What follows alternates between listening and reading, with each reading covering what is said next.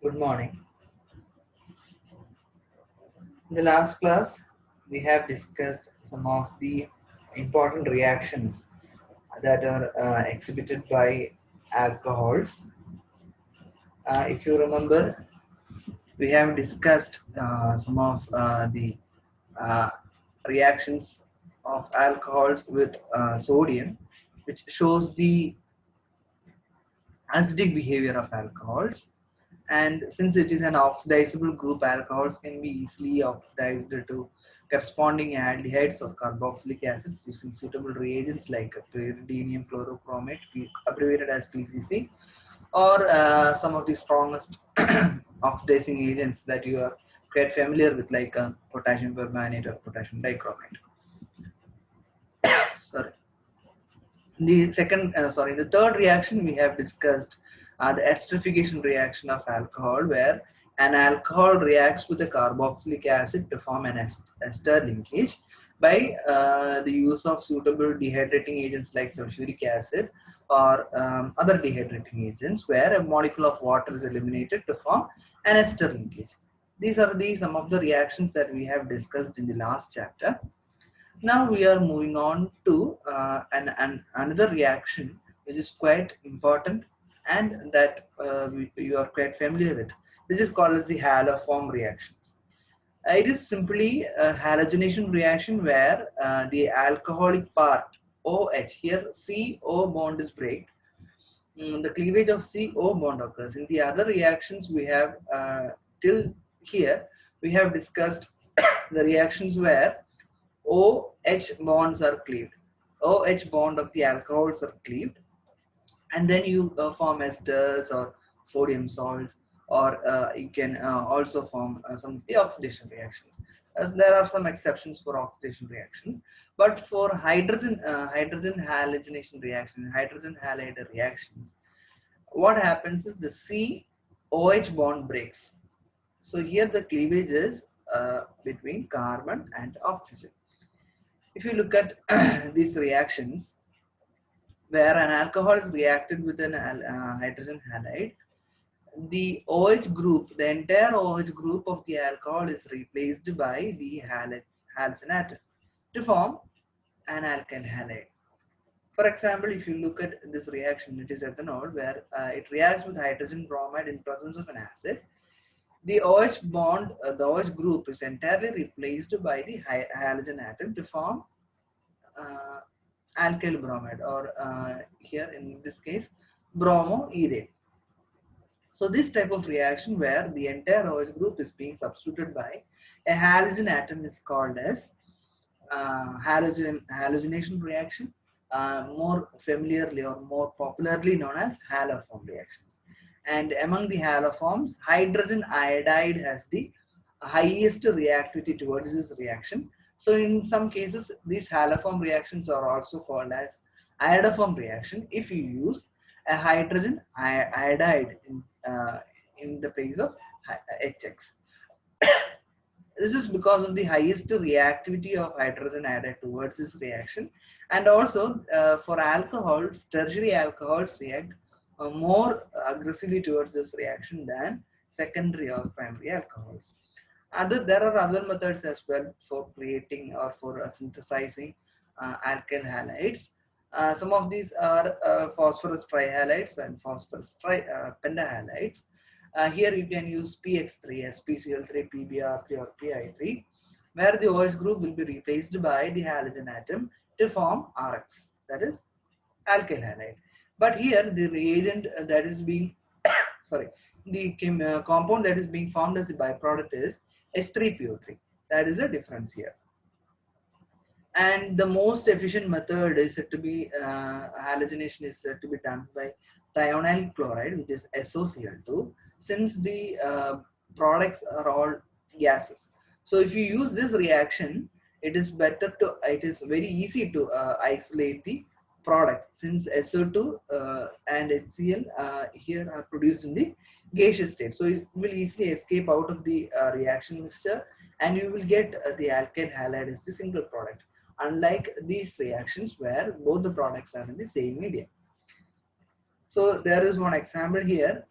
This is heptanol, where there is 7 carbon atom attached to a OH group, and if you react with the thionyl chloride group, it will replace the OH group with chlorine atom to form one chloroheptane. Here the byproducts are SO2 and HCl, whereas in the use of phosphorus halide, you will get S3PO3 as the byproduct. So that is all about iodoform reaction. We will see it in later, especially iodoform reaction.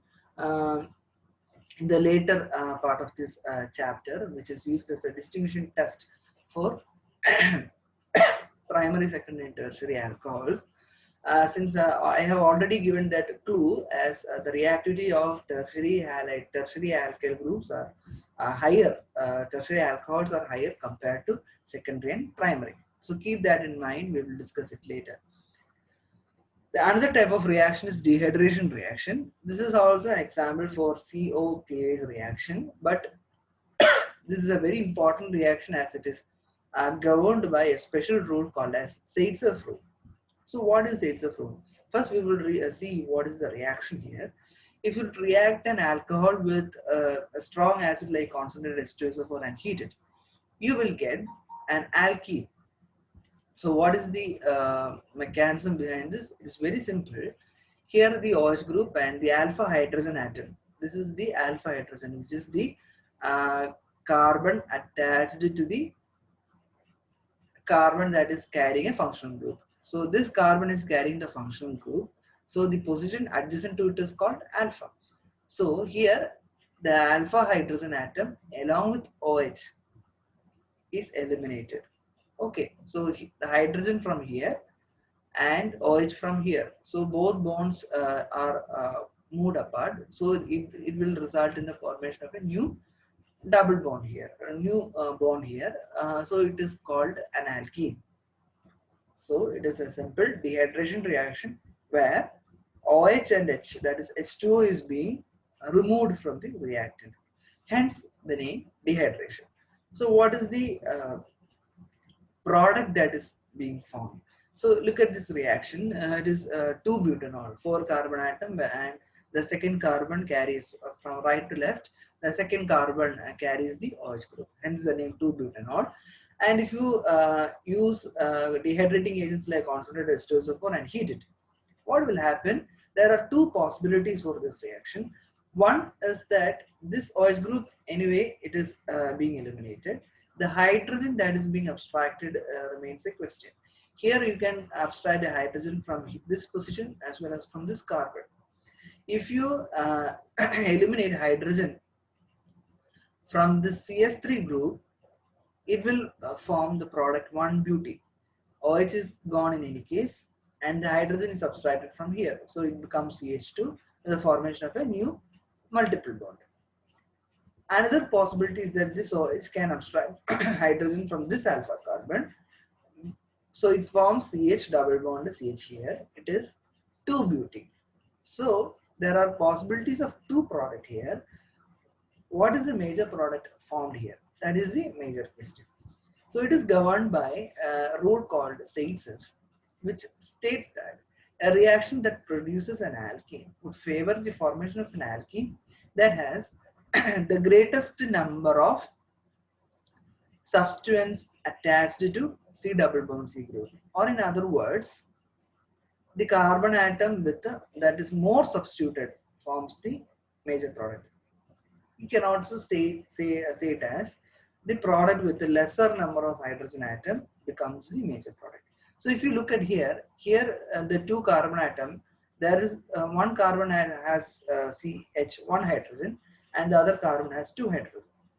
Here one carbon has 1 hydrogen, other carbon also has 1 hydrogen.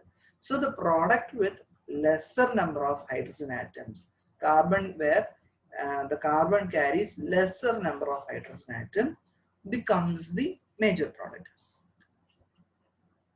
So here the reaction is, say, according to Zaitsev rule, the carbon atom having the lesser number of hydrogen atom becomes the major product. Hence 2-butene becomes the major product. So it doesn't imply that 1-butane is never formed in this reaction, but it is formed only in slighter amounts, maybe in the ratio 85-15 or 75-25, like that. the minor product will be obtained only in small amounts, and the major product will be the largest produced product.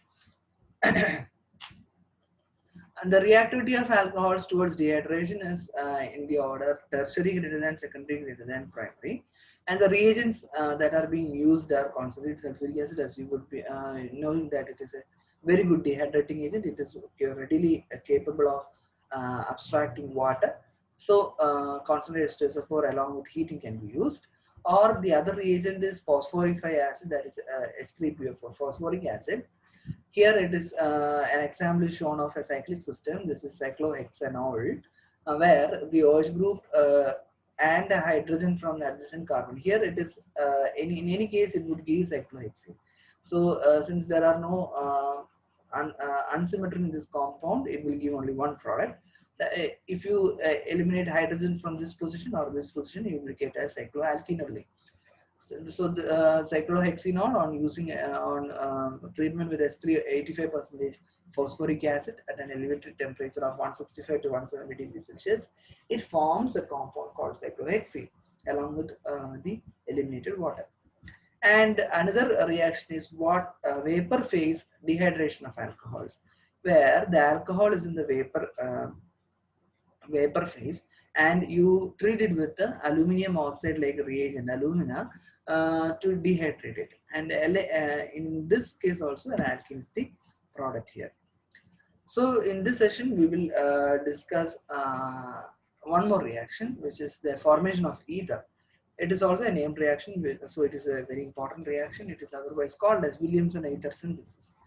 The name itself suggests that the reaction was named after Williamson, and he discovered the reaction. And here an ether, a new ethereal linkage is being formed.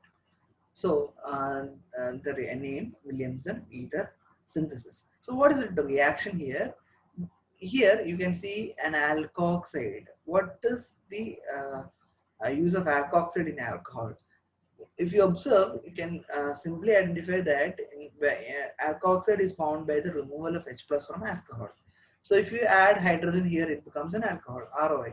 And from that alcohol, one H plus is being removed. So it forms an alkoxide.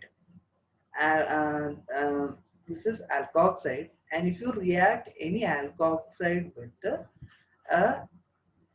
alkyl halide group, an alkyl halide, you will result in the formation of new ethereal linkages.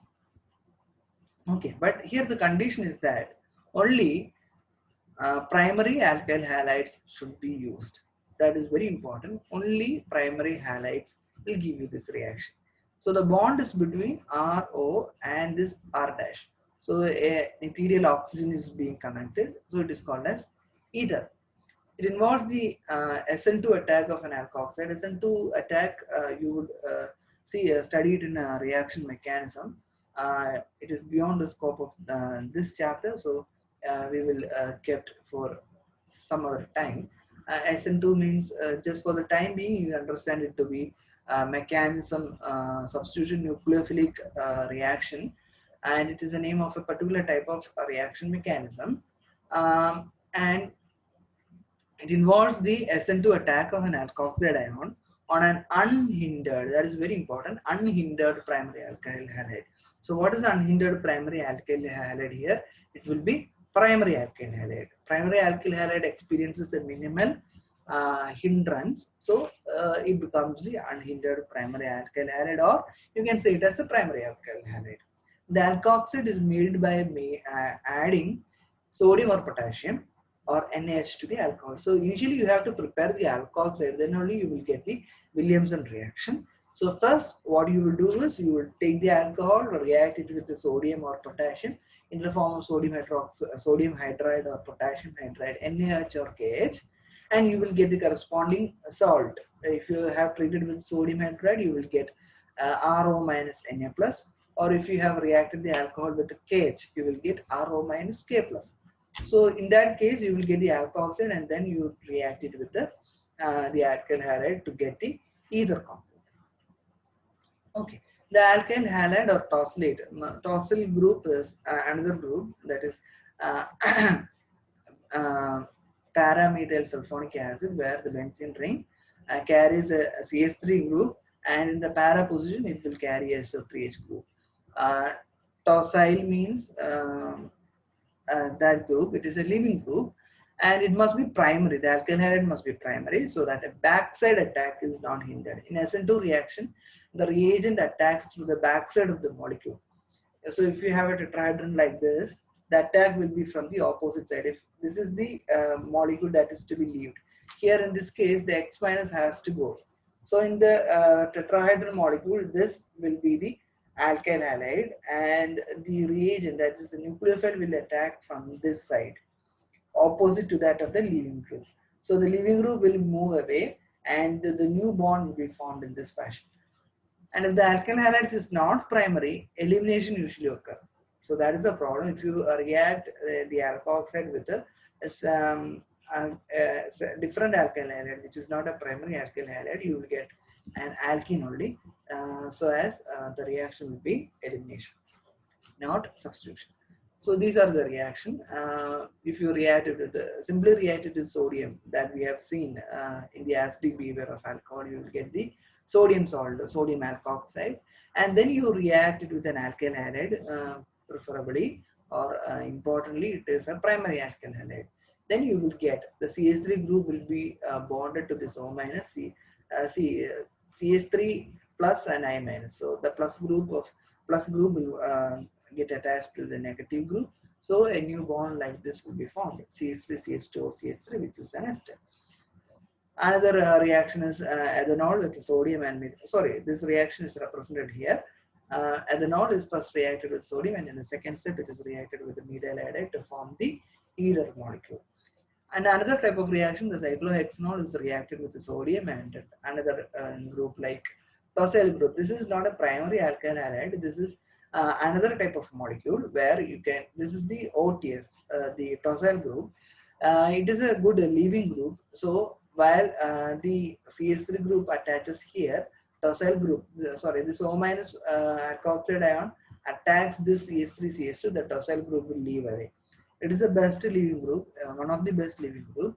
So it will get eliminated fastly. So in this class, we have discussed some of the important reactions of alcohols, like haloform reaction, then dehydration reaction, haloform reaction by using different reagents, dehydration reaction, and in that case we have seen the Sitzer rule, and Williamson ether synthesis, which is a named reaction for the preparation of esters. So we will discuss the reactions of phenolic compounds. These are all same type of reaction, only difference is nitration. We have seen all the three other reactions in alcohol, in aliphatic alcohols as well. So if you study that portion, this portion will be very easier to view. So we will discuss these reactions in the next class. Okay, thank you.